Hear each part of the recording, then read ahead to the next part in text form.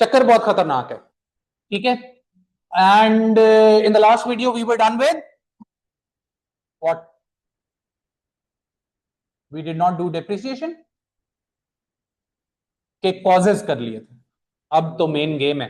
अच्छा, before we do that एक छोटी सी हेडिंग दे दें। अब ये टॉपिक A2 है, लेकिन मैं सिर्फ समझाने के लिए लिख पा रहा हूं, आप भी लिखेंगे, ठीक है। Exchange rate systems,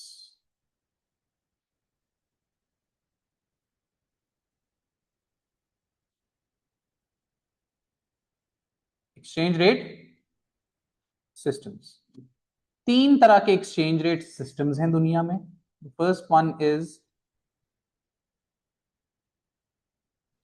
free floating exchange rate system.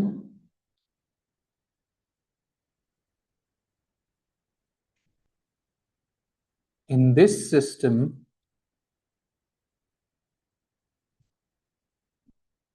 there is no government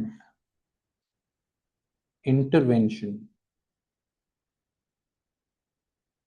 to manage or fix the exchange rate.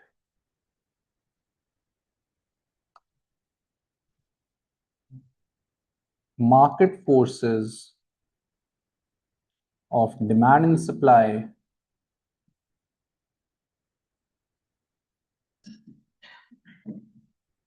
freely determine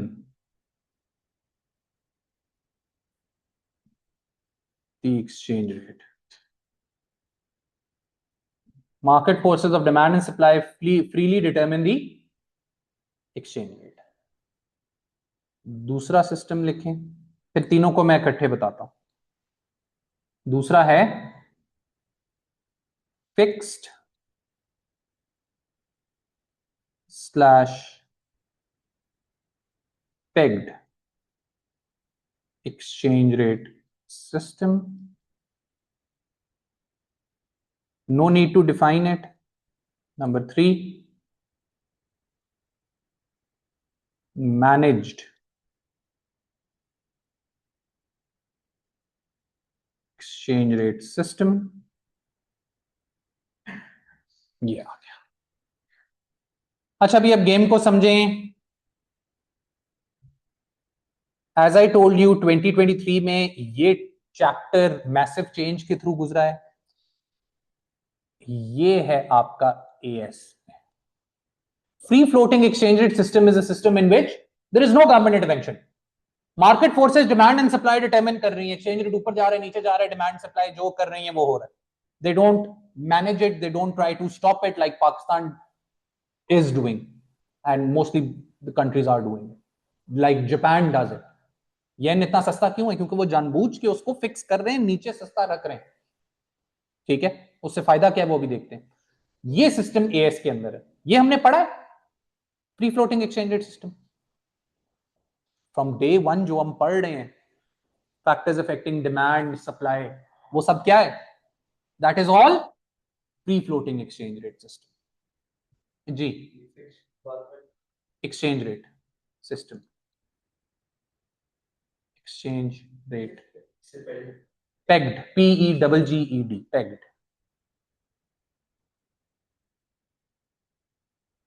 managed और फिक्स्ड या पेग्ड एक्सचेंज रेट सिस्टम किधर है? अब चला गया है आफ्टर 2023। किधर चला गया है? A2 में। 2023 से पहले के अगर आप देखेंगे पास्ट पेपर्स MCQs, तो आपको fixed exchange rate, managed exchange rate के MCQs नजर आएंगे। घबराना नहीं है, सिंपली इग्नोर करना है। बात समझ आ गई? इसको हमें देखने की भी जरूरत नहीं है, इसका जिक्र भी नहीं करेगा। A2 में फिर आता है कंपैरिजन, एडवांटेजेस डिसएडवांटेजेस, कौन सा सिस्टम अच्छा है कौन सा बुरा है। इधर इसके एडवांटेजेस डिसएडवांटेजेस भी नहीं पूछेगा, बस आपको इसकी वर्किंग का पता होना चाहिए, फ्री फ्लोटिंग का। और जितना अभी तक हमने पढ़ा है वो सारा free floating exchange rate system ही पढ़ा है। Do we get this? Is this clear? तो ये चक्कर है। आगे आ जाएंगे फिर। अब आ जाए मेन चीज पे, जो आज का मेन टॉपिक है और सबसे इंपॉर्टेंट, जिसपे आता है ऐसे क्वेश्चन। हेडिंग दे देंगे, Let's start with depreciation.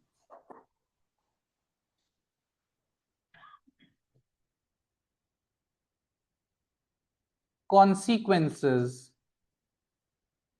of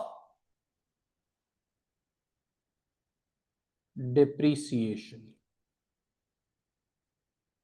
मैं इसके साथ एक डबल स्टार लगा के लिखूंगा most important, if I were you. ठीक है, ये सबसे इंपॉर्टेंट चीज है as far as essay questions are concern. Consequences of depreciation. Number one, terms of trade version.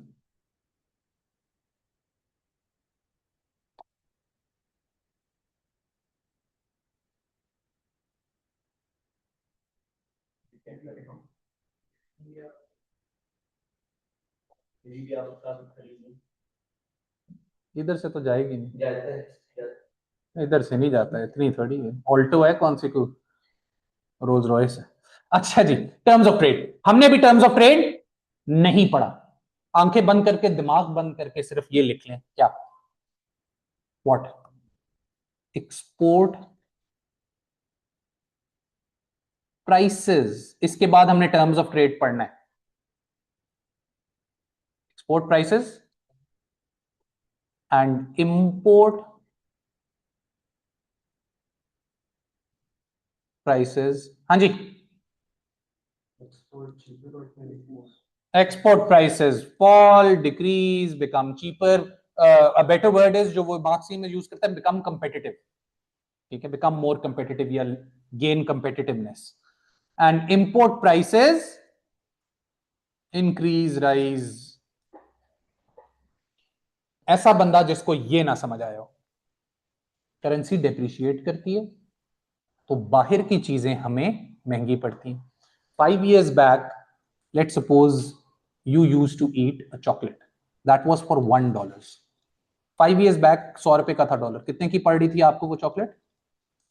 100 रुपए की। It's still for $1 in US.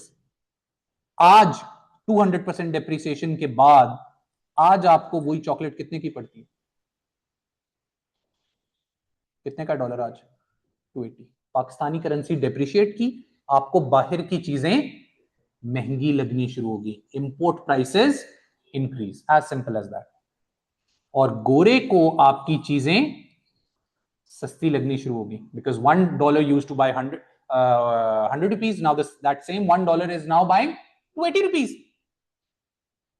Game समझ आई? As simple as that. अब आ जाए मेन चीज पे, बैलेंस ऑफ ट्रेड को क्या होगा? बैलेंस ऑफ ट्रेड में एक्सपोर्ट प्राइसेस गिर रही हैं तो बैलेंस ऑफ ट्रेड को क्या होगा? यस, यस अभी, हाँ इसमें यही पूछेगा। बैलेंस ऑफ ट्रेड को क्या होगा? में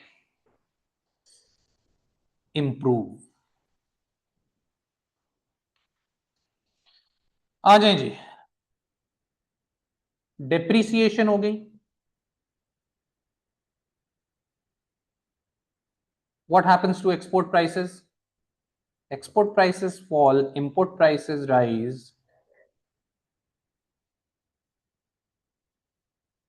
What happens to exports? Prices गिर गई हैं तो जाहिर बात है demand for your exports will increase. Prices महंगी होगी imports की, demand for your imports will fall. Balance of trade improves. As simple as that. ये chain of analysis समझाना है।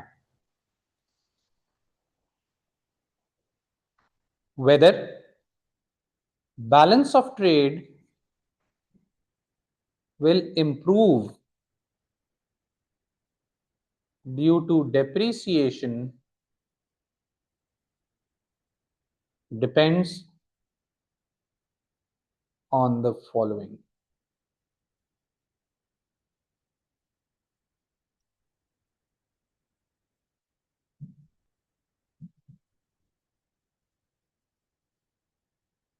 नंबर 1। हाँ जी, बैलेंस ऑफ ट्रेड जरूरी नहीं है इंप्रूव हो। पाकिस्तान में भी 200% डिप्रिसिएशन हुई है पिछले 5 साल में, तो हमारा बैलेंस ऑफ ट्रेड तो और खराब हो गया। क्यों? It depends on what? It depends on what? Depends on what?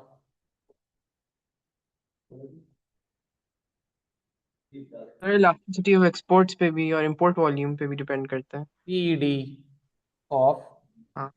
exports and imports, PES of exports. Number 3, relative exchange rate.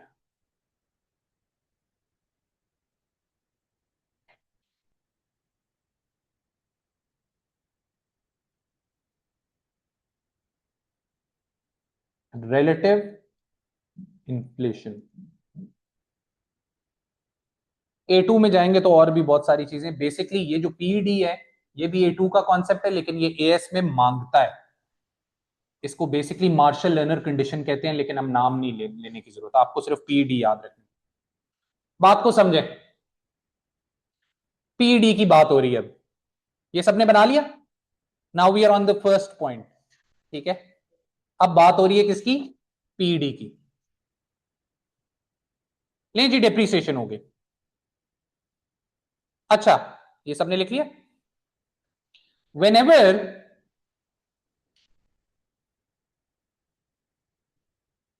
whenever we say कि पाकिस्तान की इतनी एक्सपोर्ट्स हैं, इतनी इंपोर्ट्स हैं, तो हम क्या कहते हैं? हम इस तरह कहते हैं कि पाकिस्तान की what do you call it, 400 ton आम बेचता है पाकिस्तान ने इस साल, 300 स्वेटर बेचे हैं, 400 फुटबॉल, इस तरह बताते हैं। हम वैल्यू बताते हैं। हम कहते हैं इतने मिलियन डॉलर्स, इतने बिलियन डॉलर्स, इतने ट्रिलियन डॉलर्स की एक्सपोर्ट है, इंपोर्ट। ऐसा ही है ना? तो ये जो एक्सपोर्ट है और इंपोर्ट है ये वैल्यू है। That is why we call it export revenue and import expenditure. तो क्या मैं कह सकता हूं ये जो एक्सपोर्ट है ये प्राइस इंटू क्वांटिटी है बेसिकली, है ना? ये जो इंपोर्ट है ये भी क्या है? प्राइस इंटू क्वांटिटी है। ये जो एक्सपोर्ट है ये भी प्राइस इंटू क्वांटिटी है। ये जो इंपोर्ट है ये भी प्राइस इंटू क्वांटिटी है। Now bear with me, be very attentive. अब सिनेरियो ये है कि मैं अज्यूम, ये तो धमाका है या थंडरस्टॉर्म है? किस किस्म का थंडरस्टॉर्म है? Elastic, elastic. इशारा ये है इस थंडरस्टॉर्म का कि पढ़ लो, वरना पेपर में लग पता जाएगा। हाँ जी, मैंने अपनी तरफ से एक अजम्पशन ले लिया। एक ऐसा कंट्री है जिसकी एक्सपोर्ट और इंपोर्ट दोनों इलास्टिक हैं। We all know what price elastic is, right? And we all know what price inelastic is. ठीक है, डेप्रीसिएशन हो गई है। क्या आप मुझे बता सकते हैं एक्सपोर्ट प्राइसेस को क्या होता है डेप्रीसिएशन से? एक्सपोर्ट प्राइसेस फॉल, हमारी चीजें गोरे को सस्ती लगेंगी। किसी भी चीज की प्राइस पेंस डाउन, ऊपर देखें, किसी भी चीज की प्राइस गिरती है उसकी क्वांटिटी को क्या होता है?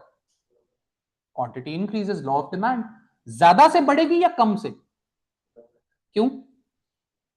क्योंकि आपने एज्यूम किया उसकी डिमांड क्या है? इलास्टिक है। क्वांटिटी बढ़ेगी as comparison to the decrease in price, the percentage increase in quantity demanded will be much greater. तो ओवरऑल रेवेन्यू को क्या होगा? रेवेन्यू इंक्रीज कर जाए। बात समझ आई?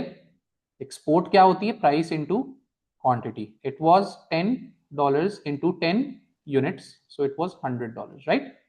प्राइस आपने गिराई हल्की सी 9, क्वांटिटी बढ़ गई बहुत ज्यादा से।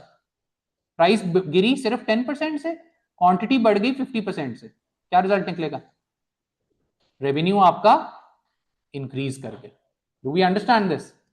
सो योर एक्सपोर्ट रेवेन्यू राइजेस। ये कौन है?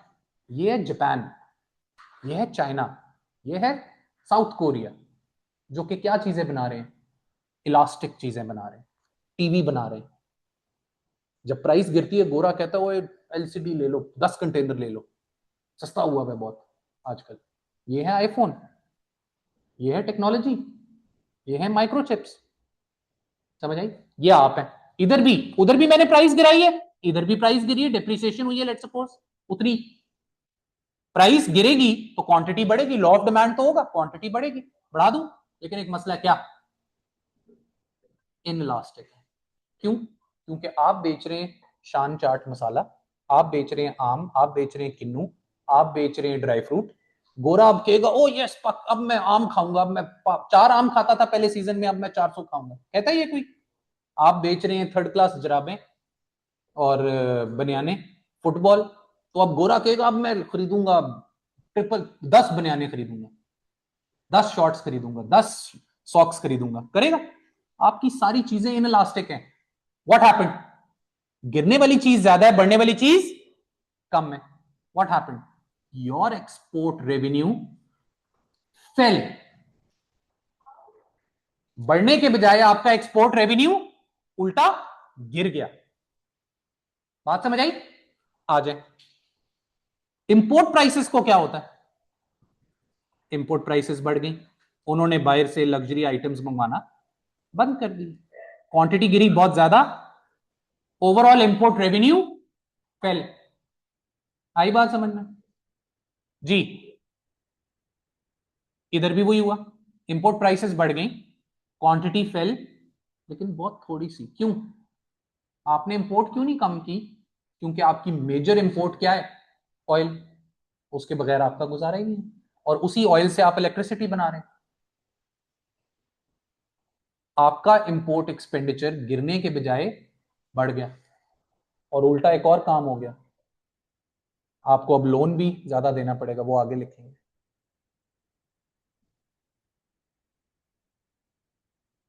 Balance of trade will improve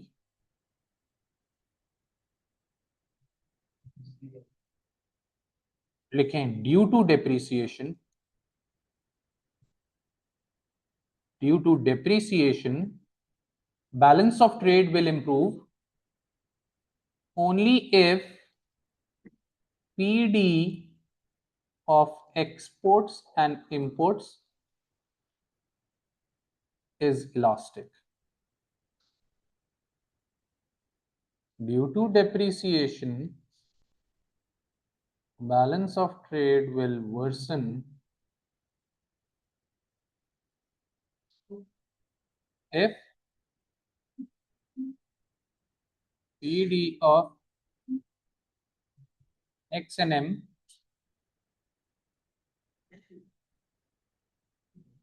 is inelastic. So now I ask you again, क्या अगर डेप्रिसिएशन होगी तो बैलेंस ऑफ ट्रेड को क्या होगा? बताएं। नेट एक्सपोर्ट्स को क्या होगा? जी, बैलेंस अगर डेप्रिसिएशन होगी, करेंसी डेप्रिशिएट होती है, बैलेंस ऑफ ट्रेड को क्या होगा? नेट एक्सपोर्ट्स को क्या होगा? क्या होगा? If currency depreciates what happens to balance of trade? तो ज्यादा हो जाएगी इंपोर्ट का, इसका ऑपोजिट होगा शायद। It depends, it depends on what?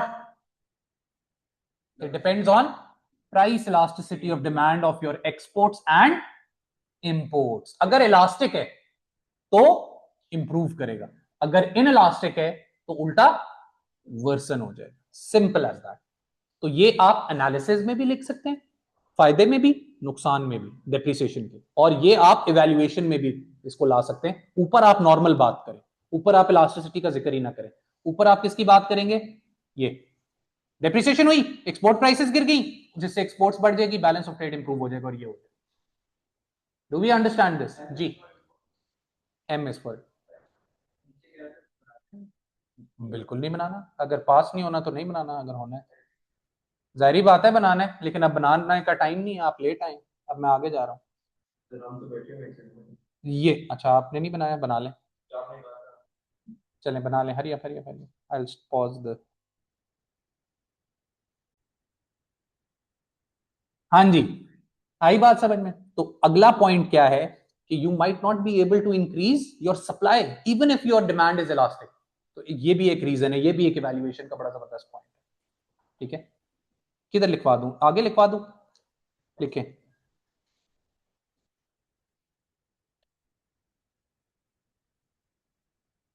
In case of depreciation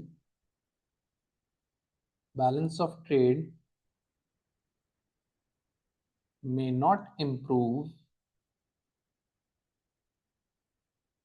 if price elasticity of supply for exports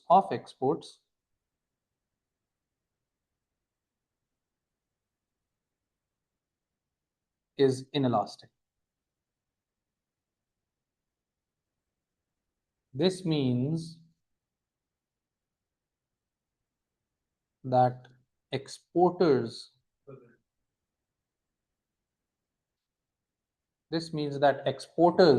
slash firms may not be able to increase the supply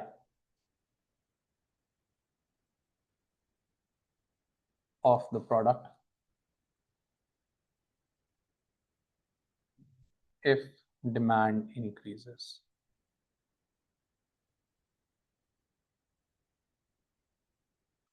For example, in agricultural products, फिर अगर हम आम लगाना शुरू भी हो जाएं तो वो आम का दरख्त 5 साल 6 साल तो लेगा इससे पहले कि वो it starts giving us fruit. तो फिर फायदा तो ना हुआ, हम पीएस ही नहीं बढ़ा सके। तीसरा पॉइंट क्या लिखा है आपने इवैल्यूएशन का? तो प्राइस नहीं बढ़ जाएगी वैसे ही भी? हाँ, प्राइस बढ़ जाएगी। हाँ, फिर जारी बात है क्योंकि डिमांड इतनी बढ़ रही है। तो उधर बस से ज्यादा रेवेन्यू आ ज्यादा नहीं, जाएगा। एनालिसिस इवैल्यूएशन की इवैल्यूएशन ना करने बैठ जाएगा। ठीक है सर, कम सोचो, कम ठीक सोचो, है। बहुत आगे निकल गए। हाँ जी, नेक्स्ट। और किस पे डिपेंड करता है? Relative exchange rate. एक आप लोग ही तो नहीं है ना सिर्फ अकलमंद, अगला रिटेलिएट नहीं करेगा। और डेप्रीसिएशन जी सिर्फ दूसरे पॉइंट की, बैलेंस ऑफ ट्रेड बढ़ेगा नहीं बढ़ेगा, में not improve balance of trade if the trading partner, मतलब इनमें से कोई एक या दो ही लिखनी होंगी। 8 मार्कर में तो एक ही लिखनी है, 12 मार्कर में दो मैक्सिमम बहुत है। और ये ऊपर पीएस पीडी बहुत सॉलिड पॉइंट्स है, लेकिन चले हम वैसे वैरायटी देख लेते हैं। A depreciation may not improve balance of trade if the trading partner also depreciates or devalue their currency in retaliation। ठीक है, आप मैनिपुलेशन करके, let suppose fix exchange rate, आपने अपनी करेंसी डी वैल्यू कर ली ताकि चीजें सस्ती रहें, तो अगले बैठे रहेंगे, अगले अपनी करेंसी डी वैल्यू कर देंगे, कुछ भी नहीं हुआ, आप वापस वहां ग्राउंड लेवल 0 पे आ गए। ठीक है, व्हाट एल्स? Relative inflation. आपने डिप्रिसिएशन कर दी 20%, लेकिन आपके मुल्क में उस वक्त इन्फ्लेशन होगी 20%, तो आपकी एक्सपोर्ट प्राइसेस को क्या हुआ?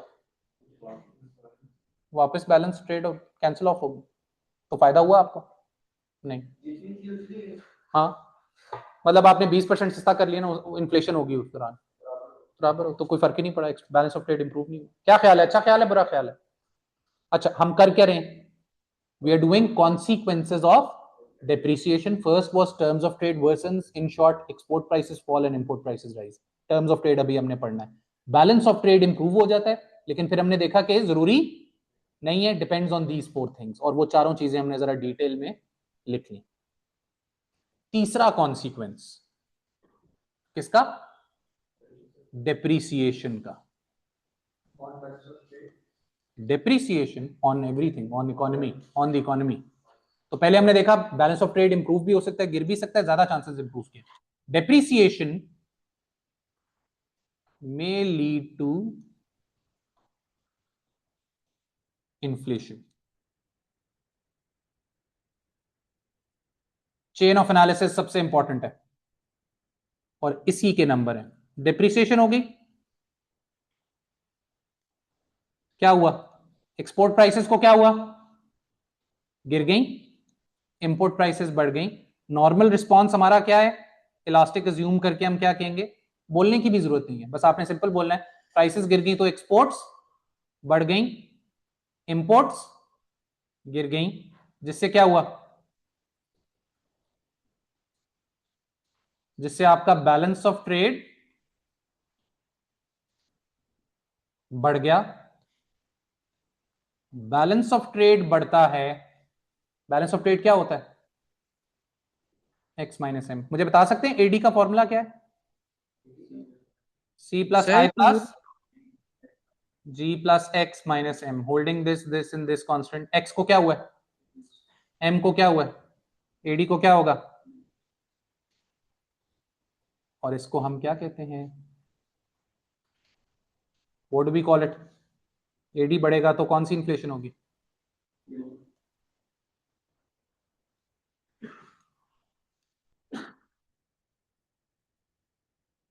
सर लेकिन इंपोर्ट प्राइसेस बढ़ जाएंगे तो आपकी कॉस्ट पुश इन्फ्लेशन भी तो हो सकती है। आ रहे हैं, अब अगली चीज उस पर आ रहे हैं।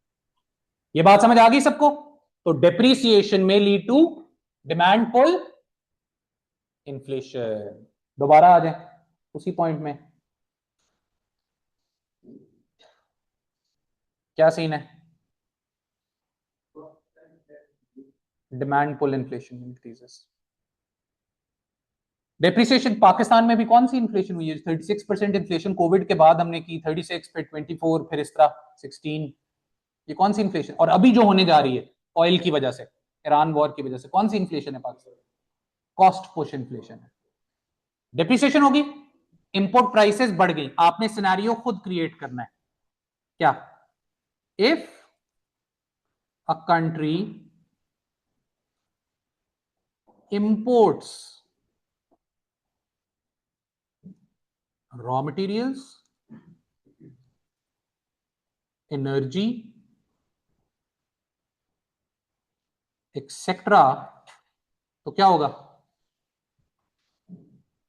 कॉस्ट ऑफ प्रोडक्शन इस मुल्क की बढ़ जाएगी। कॉस्ट ऑफ प्रोडक्शन बढ़ेगी तो एग्रीगेट सप्लाई गिर जाएगी। मिलिट्री पुलिस लेफ्टवर्ड शिफ्ट, और एग्रीगेट सप्लाई कम हो जाएगी। सॉरी, हाँ, एग्रीगेट सप्लाई कम हो जाएगी तो क्या होता है? Cost push inflation. The key to a high score is what? This chain of analysis. ये चेन ऑफ एनालिसिस आपने आंसर में as it is without skipping anything, क्योंकि वो कंपेटिटिवनेस का मार्क देता है ये लिखने का कि exports are less competitive, imports are now more expensive, जिसकी वजह से इंपोर्ट्स गिरेंगे, जिसकी वजह से बैलेंस ऑफ ट्रेड बढ़ेगा, जिसकी वजह से एडी बढ़ेगा। बात समझ आई? ये बहुत इंपॉर्टेंट है, बहुत इंपॉर्टेंट है चेन ऑफ एनालिसिस, मैक्रो में खास तौर पर। नंबर 3, नंबर 4 समझ आ गया? चौथा कॉन्सिक्वेंस क्या है? जीडीपी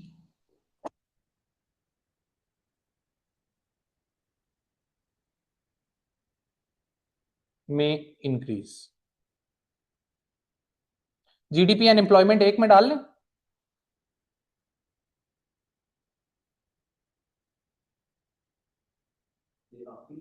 नहीं,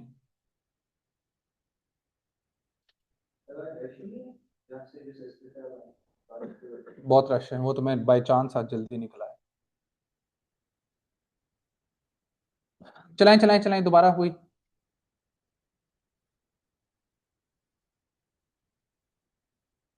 एक्सपोर्ट लिखेंगे, पूरा लिखेंगे, हमेशा पूरा पूरा लिखेंगे।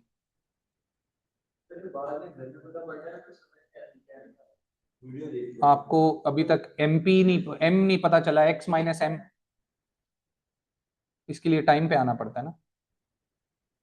ये मसला है। चलें चलें, सिंपल है बहुत। Balance of trade improves, AD improves, GDP improves, employment improves.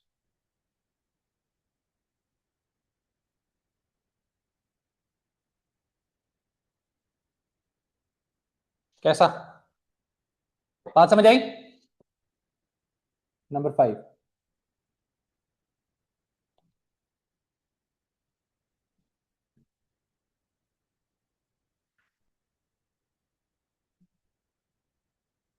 एक और कॉन्सिक्वेंस देख लेते हैं। डन, लिख लिया सबने? एक और बहुत इंपॉर्टेंट कॉन्सिक्वेंस। इफ एनालिसिस में 3-4 डिपेंड कर रहा है कि अगर दो चीजें, फायदा नुकसान दो दो चीजों का है, फिर दो दो तीन, दो तीन, वरना 3-4। डिपेंड्स ऑन आप कितनी डिटेल में दे रहे हैं, वरना ज्यादा भी दे सकते हैं जी।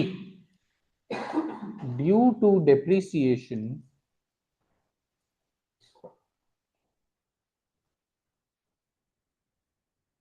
debt burden of the economy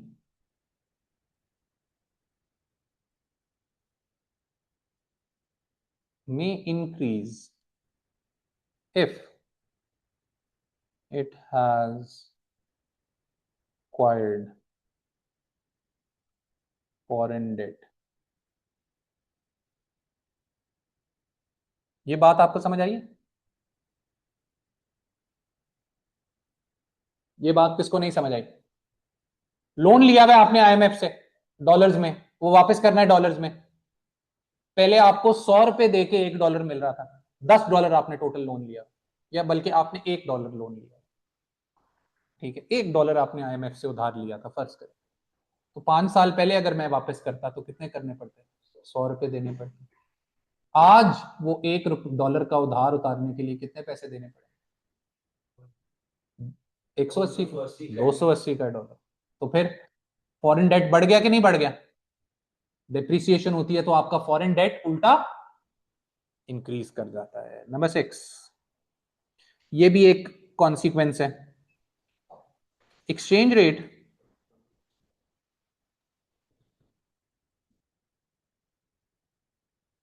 seen as an economic indicator,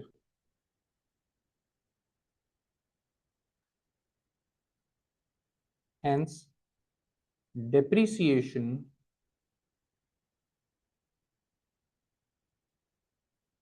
may lead to a fall in FDI and FPI into the economy।